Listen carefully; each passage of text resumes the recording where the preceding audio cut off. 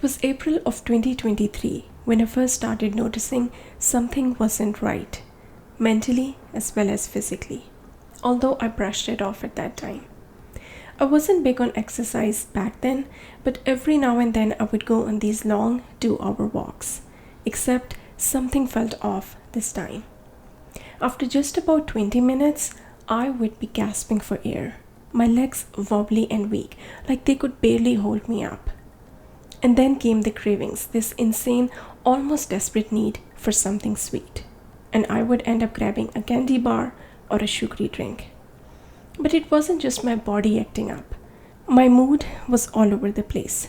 Some days I would just feel fine, but other days I would wake up feeling drained, irritable, and on edge for no reason. I would go from feeling completely exhausted to suddenly jittery and anxious, like my body and brain couldn't keep up with each other. It got to the point where I couldn't ignore it anymore. If I went too long without eating, my body would start shaking, like full-on trembling hands and legs. And the only thing that helped was eating something, anything, just to make it stop. But the problem was that the relief was temporary, and the cycle would start all over again. That's when it hit me. This isn't normal. I knew deep down something was wrong, and if I didn't do something about it, things were only going to get worse.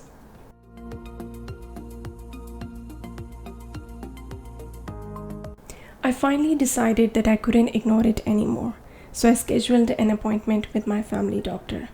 When I got in, I explained him everything: the exhaustion after short walks, the constant sugar cravings, and trembling if I went too long without eating. He listened to me very carefully and then said, "Let's run an A1C test to check your blood sugar levels over the past few months." Now, A1C is basically a blood test that measures your average blood sugar levels over the past 3 months. Unlike finger prick test that gives you a snapshot of your blood sugar at one moment, the A1C test paints a bigger picture. It measures how much sugar is attached to your red blood cells, and the results are usually expressed as a percentage, although these can also be expressed in other units. For someone without diabetes, a normal A1C level is below 6%. Between 6 to 6.4% is considered prediabetes, and 6.5% or higher means diabetes. A few days later, the results came in, and my A1C was 6.2%. You guessed it right. I was pre-diabetic. And not only that, I was dangerously close to the top of the range, just 0.2% away from crossing into diabetes. So my doctor told me that no medication is needed at this point.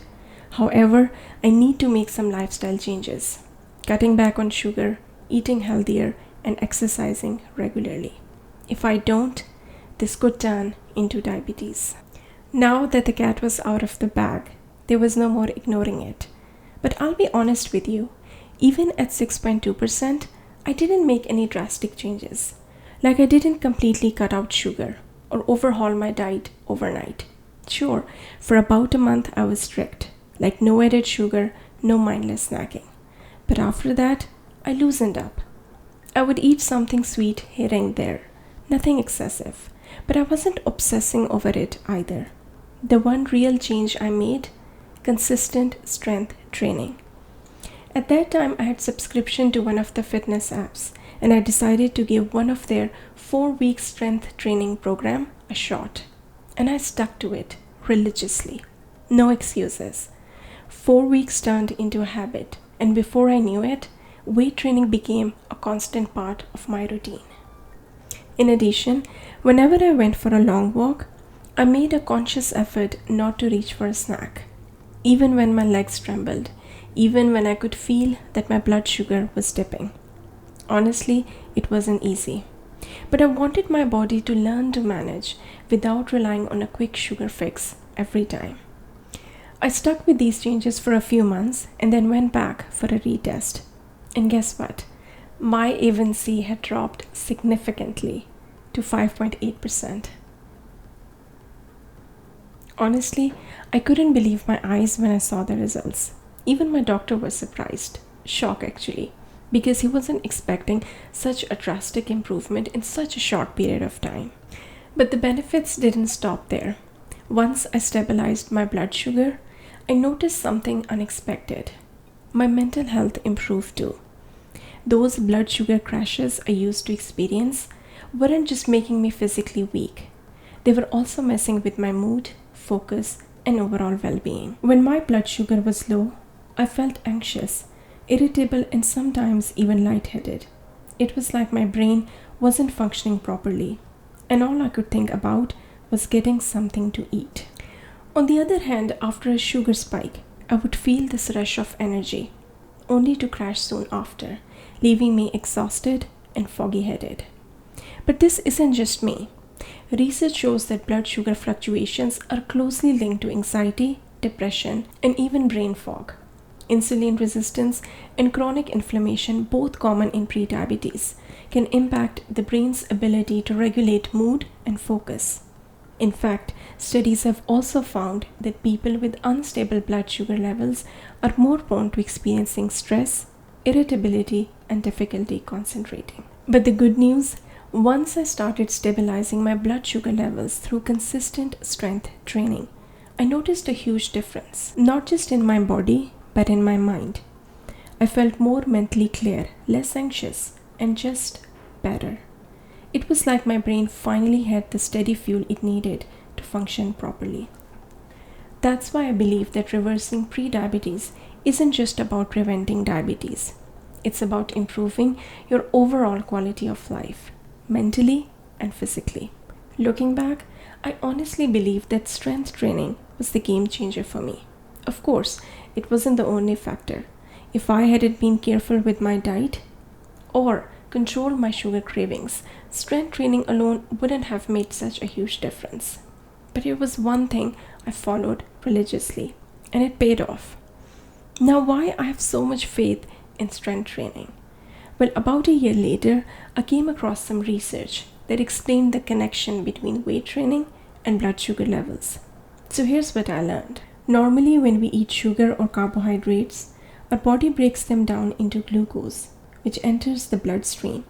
In response, the pancreas releases insulin, a hormone that acts like a key, unlocking our cells to let glucose in for energy. But when someone is pre-diabetic or insulin resistant, the cells don't respond well to insulin, so glucose remains in the bloodstream, leading to high blood sugar levels. Strength training changes this.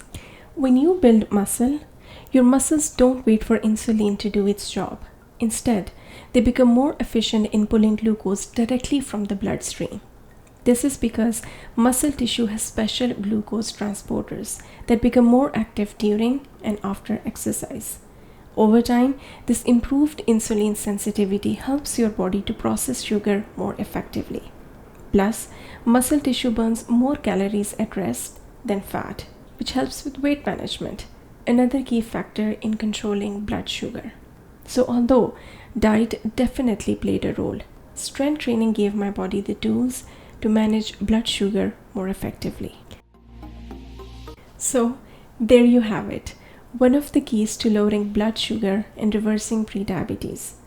Building muscle didn't just help me manage my blood sugar, it gave me back control over my health. If you are in a similar situation, know that reversing prediabetes is possible. It takes commitment, but the results are worth it.